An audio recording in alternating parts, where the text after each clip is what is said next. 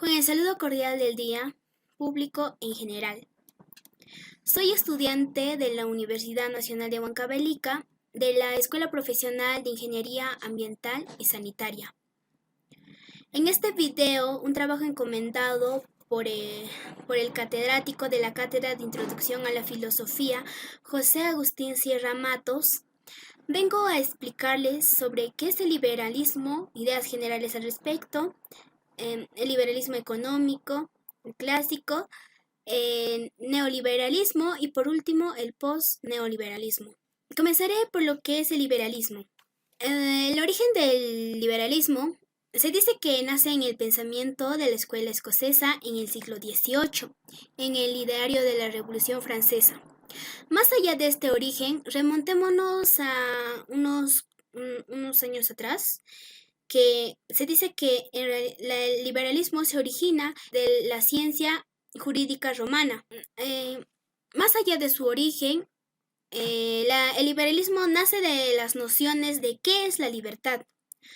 Algunos pensadores, filósofos clásicos como Aristóteles, Tomás de Moro, John Locke, Kant, John Stuart Mill, cada uno en una etapa de historia de la filosofía, definían a la libertad como, por ejemplo, Aristóteles la definía como el ser humano tiene, que es libre y racional, para poder decidir sobre una variedad de opciones y actuar según la opción que este ser humano toma. Sin embargo, con Tomás de Moro se diferencia en lo que es la autonomía, porque Tomás de Moro, la autonomía que él decía era la valoración de si se pretende llegar a un bien a través de la cultivación del espíritu y el desarrollo de las facultades intelectuales, el estudio de las ciencias y las letras. En pocas palabras, Tomás de Moro quería decirnos era la libertad, la noción de libertad era una guía para llegar a la felicidad. De todos estos pensadores filósofos coinciden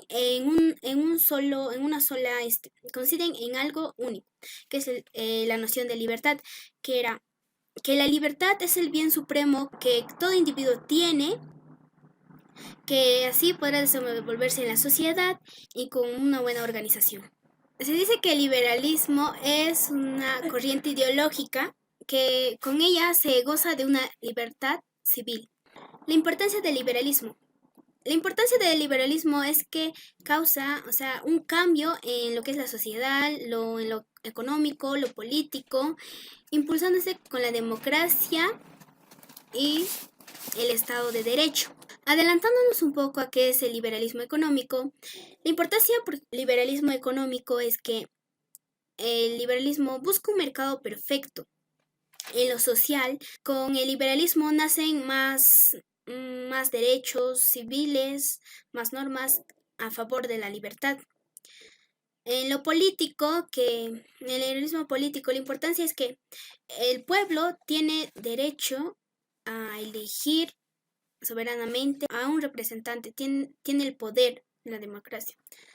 Sus características del liberalismo es el individualismo, que es anteponer al individuo por encima de lo que es el Estado.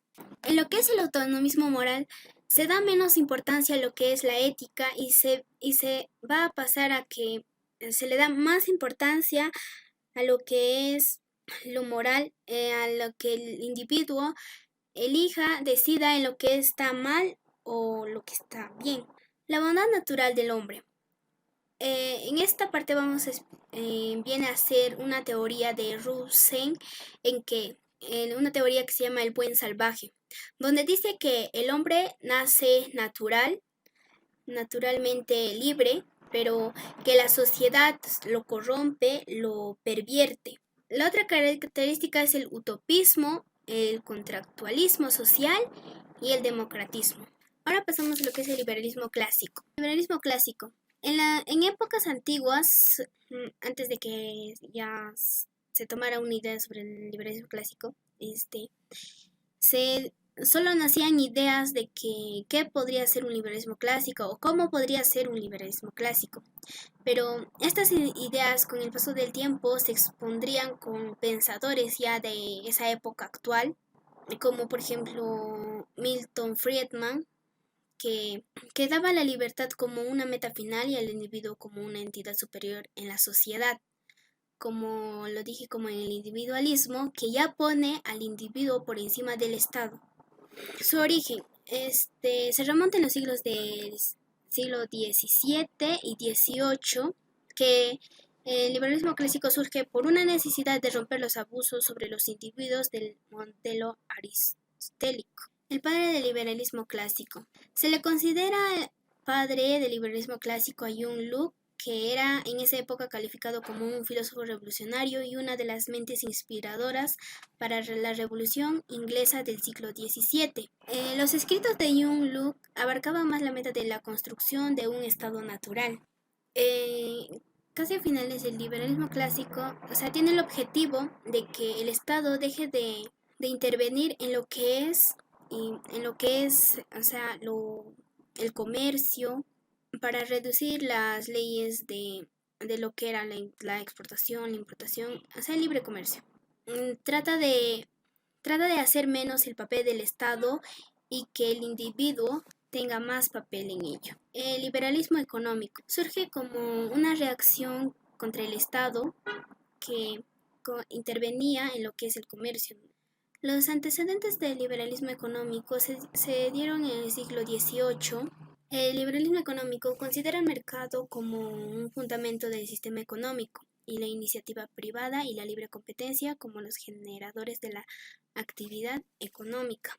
Los pensadores del liberalismo económico. Adam Smith en 1776 publica La riqueza de las naciones y es reconocido como el fundador del liberalismo económico. Jean-Baptiste Colbert, que es incluso más antes que Adam Smith, que puso una frase de Laissez faire et laissez passer, la mode va d'Ulumi, que significaba deja hacer y deja pasar, el mundo marcha por sí mismo.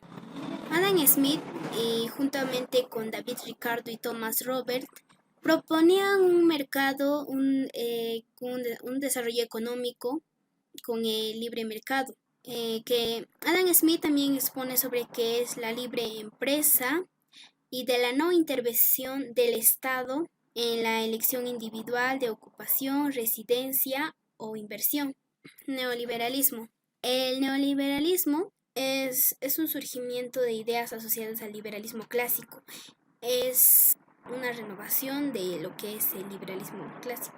Se dice que surge en 1970 y 1980, pero hay otra información que la aparición de este término se da desde 1930. El neoliberalismo, como ya dije, es la renovación de lo que es el liberalismo clásico.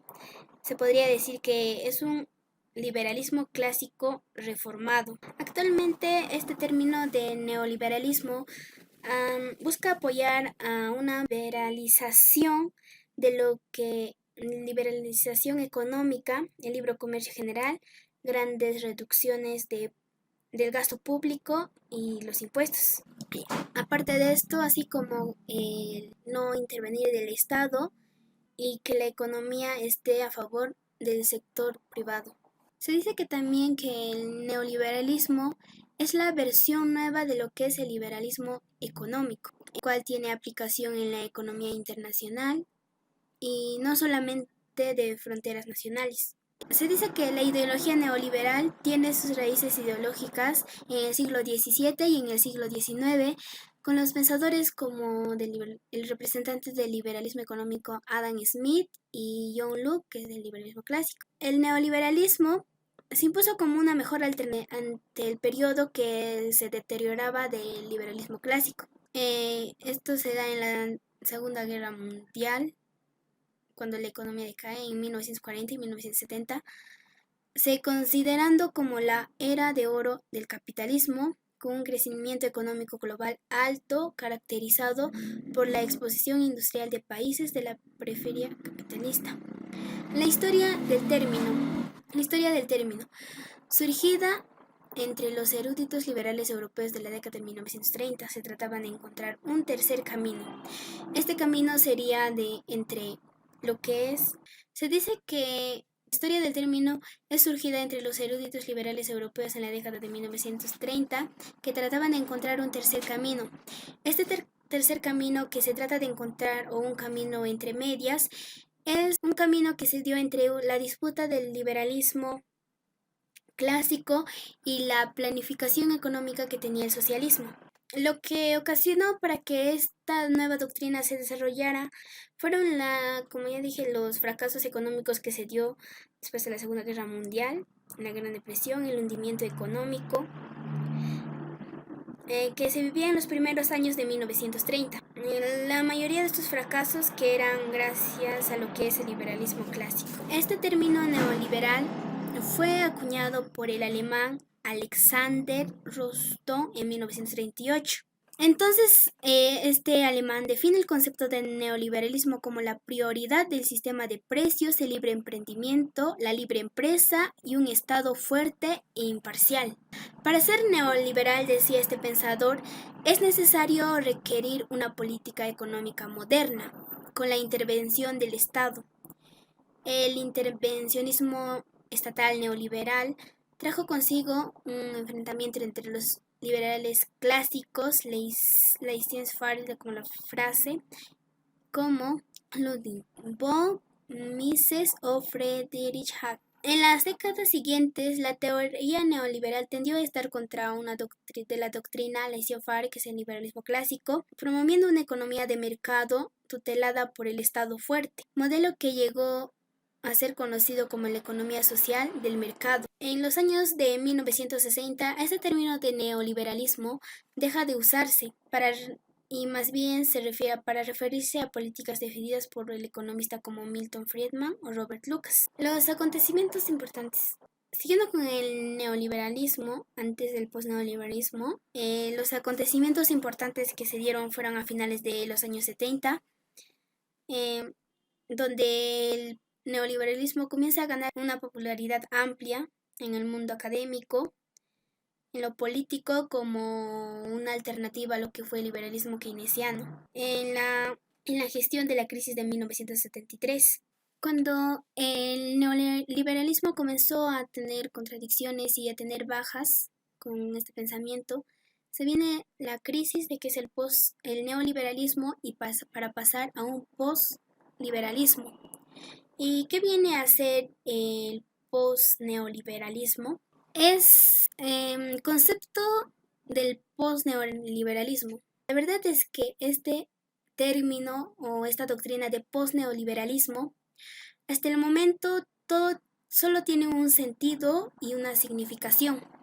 O sea que no tiene un concepto o una definición clara. Se trata de algo que va a pasar o que ya está dándose. En el post-neoliberalismo trata de ubicar una nueva geopolítica a los regímenes latinoamericanos que surgían en disputa con Estados Unidos. Estos serían los gobiernos progresistas. En efecto, se dice que esta noción de post-neoliberalismo nace específicamente desde América Latina, como una necesidad de caracterizar el tiempo histórico de los gobiernos latinoamericanos que surgieron desde las luchas sociales en contra del neoliberalismo y que, como ya lo dije, se llamaban gobiernos progresistas, por ejemplo, como Hugo Chávez y la Revolución Bolivariana en Venezuela, Evo Morales y el movimiento al socialismo en Bolivia, Rafael Correa y la Revolución Ciudadana en Ecuador, Néstor y Cristina Kirchner en Argentina. Digo que el post-neoliberalismo trata de ubicar una nueva geopolítica a los regímenes latinoamericanos que surgían en disputa con Estados Unidos, porque estos gobiernos progresistas eran críticos con el modelo neoliberal que les impuso Estados Unidos. Estos gobiernos progresistas hicieron lo contrario a lo que es el modelo neoliberal, que cambiaron en el sentido de las políticas públicas, hacían más social y eran más inclusivas y con mayor sensibilidad social. Eran más, como así, igualitarios, más social. Se preocupaban por la inversión social y la lucha contra la pobreza. En el post-neoliberalismo, el Estado vuelve a adquirir la dimensión de agente rector de la vida social y lo público se coloca por encima de lo que es el individuo o lo privado. pero esto no se, este retorno del Estado no se problematiza tampoco sobre el sentido que tiene lo público. Entonces, con esta recuperación de que el Estado vuelve a intervenir en lo que es lo público y deja de lado a lo privado, se rompe con el neoliberalismo. ¿Por qué es lo que surge el postneoliberalismo? ¿O por qué es lo que va a surgir? La noción de postneoliberalismo, o sea, permite comprender aparentes contradicciones entre los cambios políticos que se suscitaron en la región, de muchos de ellos de la mano de los gobiernos críticos con el FMI. Como ya dije, los gobiernos críticos con el FMI serían lo que vienen a ser los gobiernos progresistas. La noción de un postneoliberalismo problematiza la transmisión topología de una política entre partidos, organizaciones de izquierda, de derecha y de centro, porque se convierte en meros dispositivos ideológicos de la acumulación capital del interior de los modelos de denominación política. Las situaciones del postneoliberalismo. A comienzos de la década de 1990, se busca estabilizar lo que es la reestructuración del capitalista neoliberal en América Latina, que fue planteada por 3 etapas. La primera fue el ajuste, estabilización e inicio, una segunda, la profundización de las reformas estructurales y una tercera etapa de consolidación de las reformas, restauración de los niveles de inversión. La primera etapa se refiere a la reforma, la restauración de qué es los niveles de inversión. La primera busca la demolición del patrón de lo que anteriormente fue, o sea, el neoliberalismo y las instituciones que se creó. Esto se había ejecutado anteriormente en los años 70 y 80 bajo dictaduras militares y autoritarismos civiles.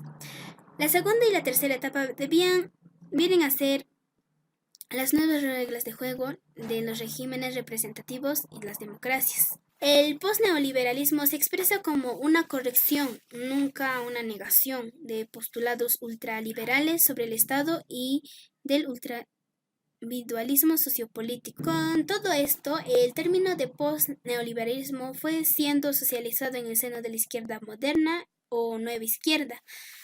Con el último lustro es utilizado para denominar a proyectos de gobiernos de izquierda y centro de izquierda como un camino apenas recorriendo. En el postneoliberalismo, que es una concepción estratégica lúcida y compleja, ya no ve a la democracia como un peligro, sino que más bien esto va a ser como una oportunidad para construir la restauración capitalista. El porvenir del postneoliberalismo en América Latina. Esto se daría en el año del 2015 en países progresistas del continente. La baja de los precios de los... La característica principal de esta fase postneoliberal en América Latina fue el retorno del Estado como regulador de la economía y distribuidor de la riqueza. Como ya dije, se trata de restaurar lo que es el capitalismo. El postneoliberalismo se dice que es la era de un capitalismo social y hoy en día verde, que no cambia la lógica fundamental del sistema económico. Esto quiere decir que la maximización de las ganancias e ignorancia de las externalidades, más bien que alivia en cierta medida según países la consecuencia más penosa. El proyecto de postneoliberalismo también es hacer salir al país de lo que es la pobreza, el retraso económico, social, cultural, impidiéndolo competir en el mercado mundial y edificar las sociedades de bienestar social que se sitúa en la noción de una escala aceptable dentro del panorama internacional. Gracias, eso sería todo.